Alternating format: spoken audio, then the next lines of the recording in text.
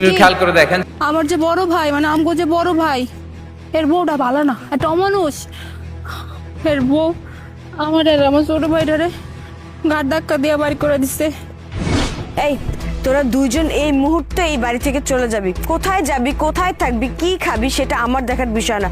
তোদের কপাল ভালো, এতদিন আমি তোদেরকে এই বাড়িতে রাখছি, ফ্রিতে থাকছস, খাইছস। এখন তোদের দুই চোখ যেখানে যায় সেখানে চলে যা। আর হ্যাঁ, ভুলেও তোদের দুজনকে জানি আমার বাড়ির তীর সীমানায় না দেখি। এতদিন আমার অন্য অনেক ধ্বংস করেছিস, এখন আমি আর এটা সহ্য করব না। আর রইল আমার জামাই, আমার জামাইকে আমি কি বলে বোঝাবো সেটা একান্তই আমার ব্যক্তিগত ব্যাপার। আমার জামাইকে নিয়ে না তোদের মাথা কামাইতে হবে না। এখন ভালোই ভালো আমার চোখের সামনে থেকে দূর হয়ে যা, যা। আপনাদের সাথে এত কিছু হয়ে গেছে, তাহলে আপনারা আপনাদের বড় ভাইকে কেন জানান নাই? আর উনিই বা কোথায়? ভাই ভাই ভাই তো এত বড় একটা বিমানে চইরা বিদেশ লন্ডনে থাই, অনেক টাকা কামাই করে। আমার ভাই আইলে আমি কয়ে দেবো।